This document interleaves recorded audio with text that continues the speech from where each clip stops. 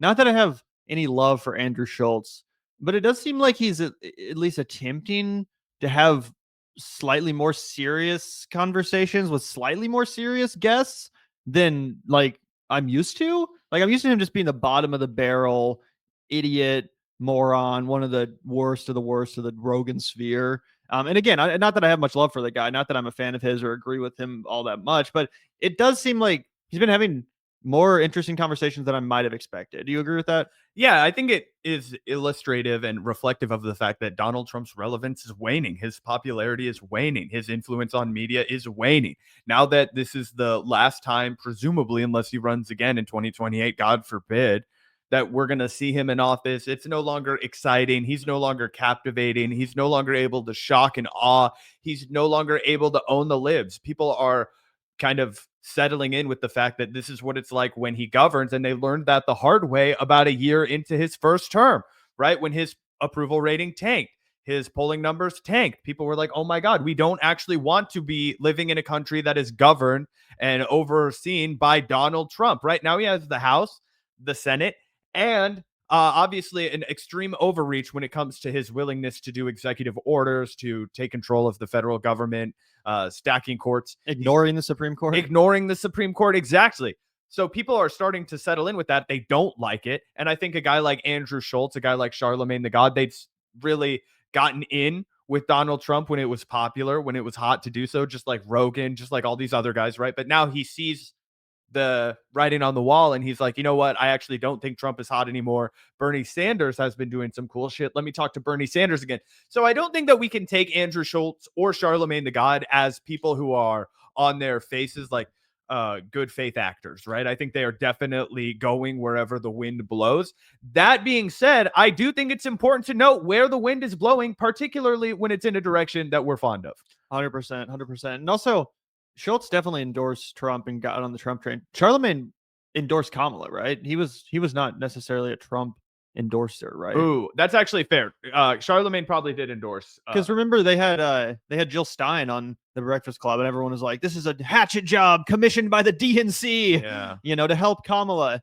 So I think they were definitely on the Kamala train. He at one point was not on the Kamala train, but it says in this September 4th, 2024 article why Charlamagne the God is back on board the Kamala Harris train. So by election day, he did come around to support her. Okay. Because I kind of remember him even potentially, maybe I'm hallucinating, but I kind of remember him even being very pro Kamala back in 2020 when she first ran, and giving her more credit than she probably deserved, getting more excited about her. But then maybe he lost that enthusiasm at some point. Oh, apparently he was a big critic of Biden, and then he came around on Kamala Harris after. Dude, that's right. Remember, it was him that confronted wasn't it Kamala Harris on that show, and she pretended that she couldn't hear him. Do you guys remember that? Simone Sanders, Simone Sanders, her press secretary, was there. And she kind of was like, oh, I'm sorry, we're having technical difficulties. And Charlamagne looks at his producer and he's like, she's pretending she can't hear me. I know you can hear me. And he's in this like weird room that looks like a spaceship kind of. And also this is all coming back. It was also Charlamagne. And so this makes sense. He has a good reason to be skeptical of Biden. It was Charlamagne to whom Biden said, if you don't vote for me, you ain't black. True. Oh my God.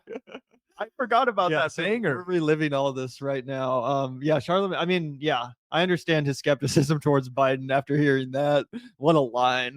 That line really did define Joe Biden's whole career. He still fucking won. He still won for sure. But yeah, I mean, Joe, and that was the thing about Joe Biden. Like people think of him as a super kind of sterile Democrat now, but he did have that that gaffe machine quality. He always did, even back in like 2008 or 2006, before the era of like political correctness or whatever. He was still known as a gaffe machine, someone that would just say crazy shit like that. And it definitely, that was one of the most insane and, infamous examples. Yeah. Anyway, let's hear from these guys what they think about the Democratic Party. Yeah, let's take a look. You know what the reflection is? And Bernie said it on Flagrant. Everybody's the fucking blame. You're saying a Democrat thing is not a Republican thing. This is government has failed the people. We live in a capitalist society where you got all of these motherfuckers with all the wealth. Elon Musk has more wealth than more than half of the bottom of America? Yeah. Like, come on. Yeah. Like, there's no way we live in a society that claims to be the most wealthiest society on the planet and we can't fix homelessness. Well, in that case, the Democrats pivot should be to go more socialist. Yeah. I like this producer guy. This producer's like, wait, this is my time to shine. Hey, Charlamagne and Andrew, what about socialism? Yeah, go back a second so we can hear that one more time. Because who's this? Just a random producer? He's their cameraman producer guy that's in the background. He does it. He's like, think of him as like the young Jamie of this show. Gotcha. The Democrats' pivot should be to go more socialist. Yeah, which I'm fine with. Yes, they should. Yeah. That's what everybody's saying. Bernie. That's what everybody's saying. Because the Republican solution to what you just described is going to be deregulation, capitalism, deregulation. You know what your reflection?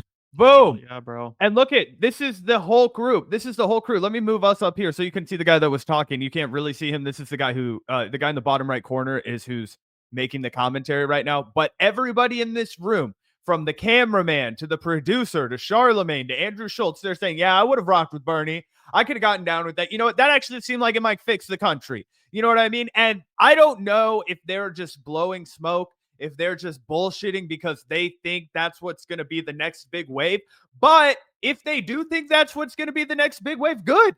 That's what we need. We need everybody to be talking about how socialism is the only path forward for the Democratic Party, right? We need everybody to be unified in saying if we want to oppose the Republicans, we need to do so with socialism, with wealth redistribution, with regulation, with raising minimum wage, with rent control, with jobs guarantees. That's what we need to do. That is how you oppose the Republican Party and win. Because if you just do a lamer version of the corporate oligarchy that the Republicans are doing, people are just going to go for the Republicans because they have better branding.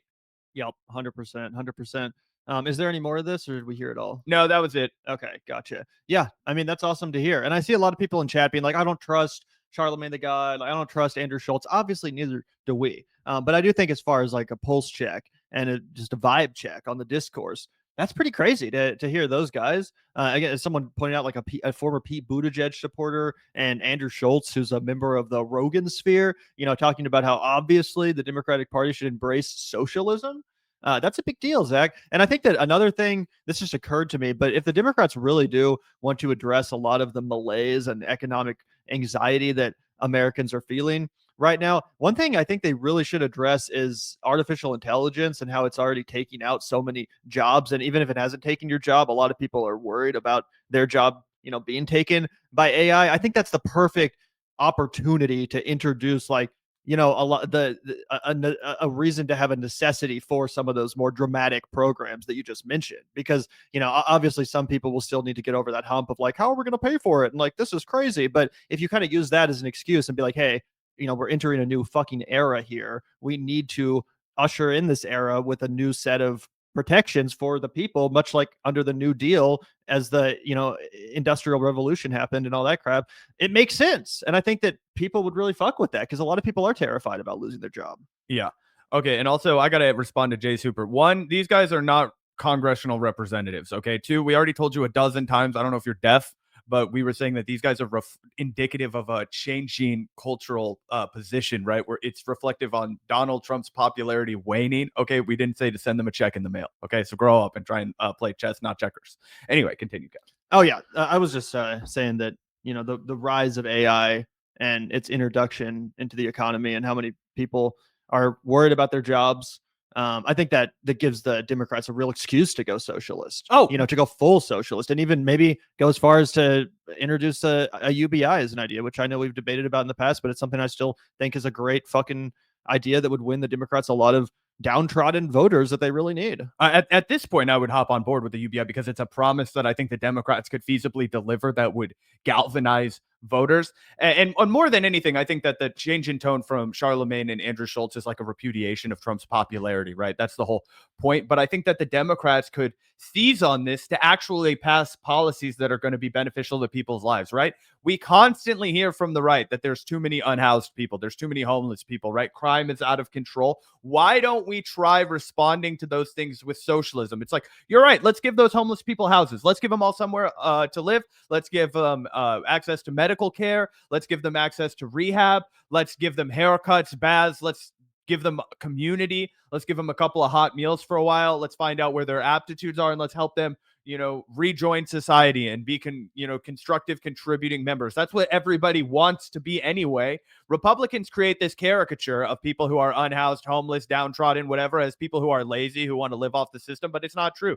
These are deeply traumatized individuals. These are oftentimes people who have been abused. These are people suffering from insane PTSD. Could you imagine what it would be like to try and go to sleep on the streets every single fucking day? Do you know what that would do to your brain? Of course you're going to try and find a bottle of liquor before you go to bed. Oh, yeah, I'll shoot anything in my fucking veins if I have to sleep on the sidewalk for 6 months in the fucking cold. Are you kidding me? So these people need to be treated like human beings, offered dignity, right? And that's a way that you can kind of try and win back the NIMBY liberals with your ideas of socialism, right? It's like, okay, you want to clean up these streets? Well, guess what? Parks were socialism too. You like having parks. You like having a local library. You like the fire department. You're in love with the fucking police for some reason. Why don't we start using those tax dollars, that safety net that we can build as a community, right? Because we live in a society and we have a government and we've agreed to do that as a group of people. We live in a society? Yeah, we should. Do you know what I'm saying, though? That's how you could start to, reach out to those voters. It's like you don't change on your platform, you don't change on your policy, but you can talk about the messaging. It's like, I understand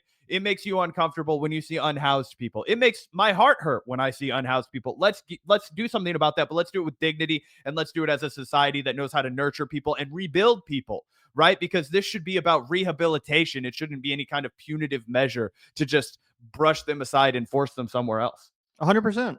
And honestly, it's not just homeless people at this point that I think could use the helping hand from the government. Think about how many people that have done everything right in their life and have not historically experienced that situation, all of a sudden find themselves out of a job because of the mass layoffs we see. I was at a restaurant the other day, a group of 6 professionals, Kansas City professionals, all talking about how they just got fired from, they all worked for the government, Social Security, VA, stuff like that. Lots of people, even that aren't destitute right now, I think would find a UBI or a serious program to uplift them economically. I think they'd find that really appealing, and it could be framed as an actual people's bailout. They could say that, the last time there was this huge economic crash, Obama bailed out Wall Street. This time we're going to bail out the people. This time we're actually going to give the helping hand to uplift the people that need it in this country. And I think that would be really popular. Just run on that vision of optimism. I think it's possible, but we're getting away with ourselves here. Hopefully all of this happens. Hopefully the Democrats are able to lean into the right message. Yeah. And I think that, just to put a cap on it, the best way they do that is to make it seem like they're investing in America, that this is the patriotic thing to do, that we have a duty as American citizens to make sure that we are building the best country in the world. And I think that we should cloak it in that language. I would say, hey guys, here is how we can make the most thriving middle class in the world. Here's how we can make our children the smartest in the world. Why are our schools falling behind? That's bullshit. We're the greatest, richest country in the world. I want us to have the best schools in America. I want us to have the best roads. How about public transit, right? Why are we falling behind on trains? Do you guys really believe that we in America, we don't have the brain power, we don't have the resources, we don't have the ability to get a bunch of us together and build the fastest damn trains in the world? You don't think we have the ability? You don't think if we put all of our might together, you don't believe in us? You don't believe in America? I believe in America. I know what we could do. We built the first transcontinental railroad. We put the first man on the moon. We built the fucking airplane. I thought you didn't believe okay. in the Hey, movement. I'm on a roll here, Gavin.